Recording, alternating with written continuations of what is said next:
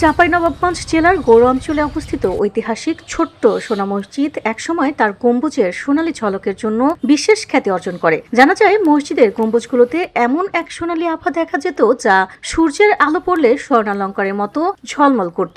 এ কারণেই মসজিদটি সোনা মসজিদ নামে পরিচিতি পায়।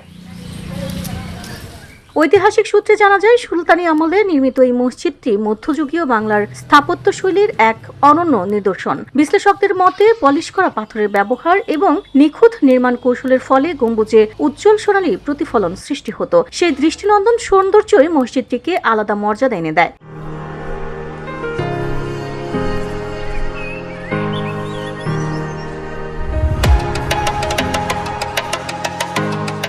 স্থাপত্যশৈলীর দিক থেকে মসজিদটির দেয়াল, খিলান ও কারুকাজের সূক্ষ্ম অলঙ্করণ লক্ষ্য করা যায়। কালো পাথরের গাঁথুনি ও নান্দনিক নকশা তৎকালীন শিল্পরুচি ও কারিগরি দক্ষতার সাক্ষ্য আজও বহন করে। বর্তমানে প্রত্নতাত্ত্বিক সংরক্ষণাধীন এই ঐতিহাসিক স্থাপনাটি দেশি বিদেশি দর্শনার্থীদের আকর্ষণ করছে। অতীতের সেই সোনালী ঝলক আজ আর দৃশ্যমান না হলেও ইতিহাসের গৌরবময় স্মারক হিসেবে সোনা মসজিদ এখনো সমানভাবে সমুজ্জ্বল।